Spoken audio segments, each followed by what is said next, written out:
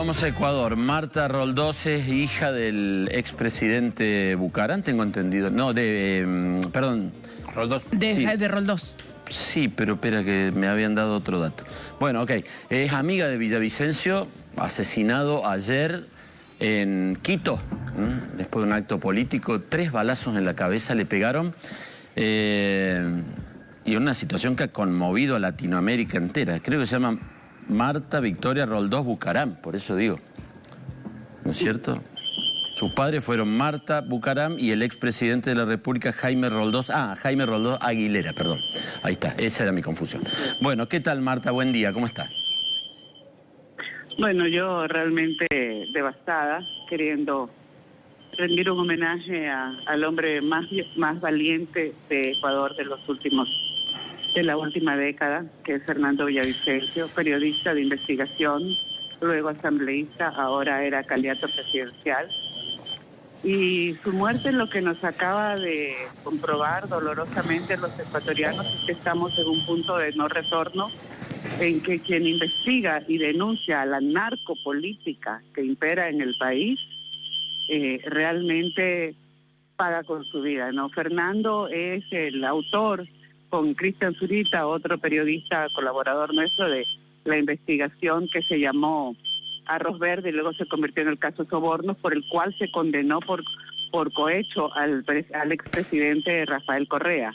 Fernando era uno de los mejores investigadores, periodistas de investigación del Ecuador y uno de los hombres más valientes que conocí. Marta, disculpe que le haga esta pregunta, no sé si es pertinente en el momento en que vivimos, que es reciente lo del asesinato, pero, a ver, usted dice algo que había leído de que las investigaciones de Villavicencio habían determinado, al final del asunto, la detención y la condena de Correa, del expresidente de Ecuador. ¿Eso lo relaciona al correísmo con el crimen, según usted? Bueno, mire, el correísmo ha reiteradamente expresado amenazas contra Fernando Villavicencio, pero no solo ellos, aquí grupos vinculados al narco que también tienen vasos comunicantes con varias organizaciones políticas, entre ellas el correísmo, habían amenazado a Fernando Villavicencio. ¿Y esas amenazas, según lo que usted conoce por su cercanía con él, las había tomado en serio él o no les daba mucha importancia? No, Fernando tenía un esquema de seguridad que no sabemos qué es lo que pasó ayer con él, pero Fernando tenía un esquema de seguridad, pero sin embargo no estaba dispuesto a detener su accionar político. Las elecciones son en 11 días, en 10 días ya. Ayer eran 11 días a las elecciones.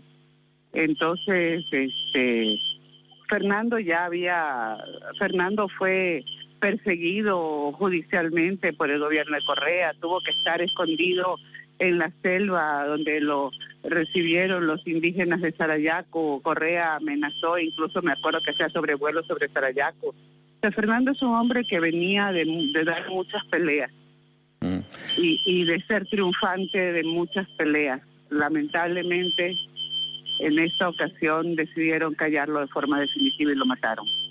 ¿Y hasta ahora, por lo que usted conoce, hay algún detenido por esto o no? Hubo un detenido que parece que ha muerto en custodia, no lo tengo claro. Yo estoy viajando ahora a la capital para poderme enterar bien de qué es lo que está pasando y poder encontrarnos todos con la familia y amigos de Fernando. O sea, ¿ese detenido que murió podría ser el autor de los disparos? No, es que hubo varios autores de los disparos, no fue solo uno. Le dieron, fueron como, dicen que más de como 25 o 30, las cifras son cada vez las cifras más de balazos que le dieron a Fernando.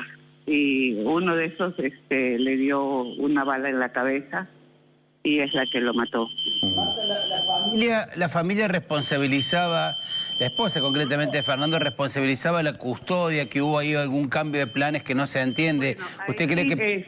Ese audio de la esposa ha sido desmentido también por el movimiento que patrocinaba a Fernando, por el movimiento Construye. No sé si ha sido editado o no. Verónica no se encontraba aquí en el país, ella estaba visitando a grupos simpatizantes migrantes en Nueva York. Hay una gran población ecuatoriana en Nueva York que también vota, y Verónica estaba allí cuando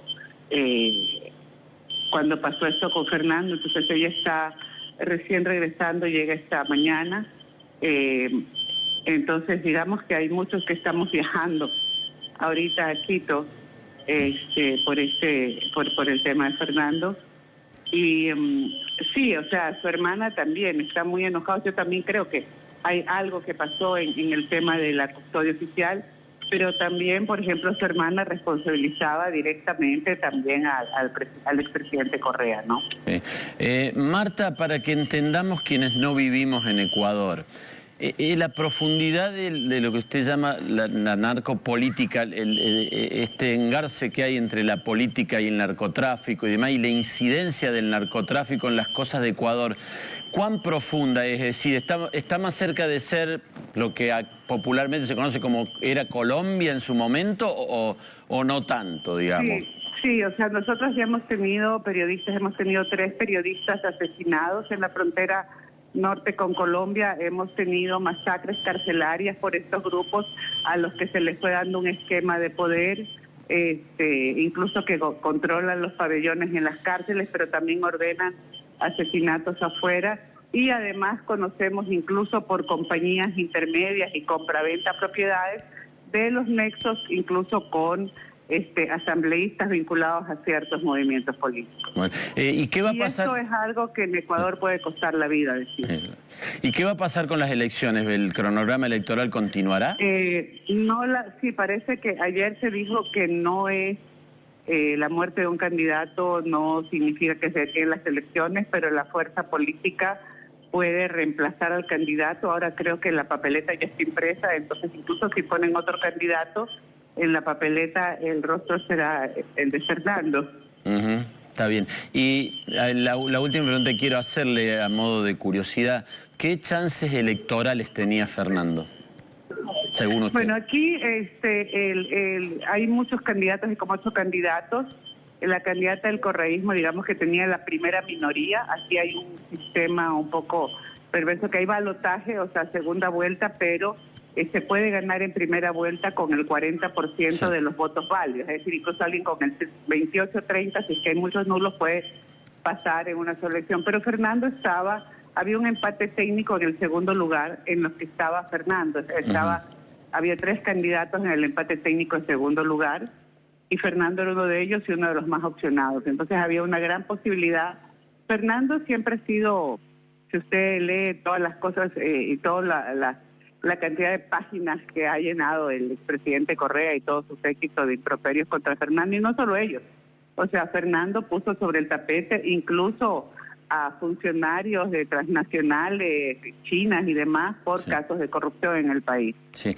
No, era ese calibre de personas. Le preguntaba a Marta porque claramente, por lo que usted dice, ha sido un magnicidio. O sea, han asesinado a una persona que tenía chance de ser presidente, no a un candidato testimonial. Esto es un magnicidio. Claro, no es un candidato testimonial que se presentó para generar... Era un candidato altamente opcionado y que significaba una amenaza real para ellos. Fernando tenía una parte central de su programa, era un programa anticorrupción, donde además la unidad de lavado de activos iba a investigar incluso a jueces y fiscales que aquí le hacen puerta giratoria a los grandes narcos y a los grandes delincuentes de cuello blanco del país. Marta, muchas gracias, es clarísimo. Muchas gracias. Disculpe, usted le molesta. Adiós.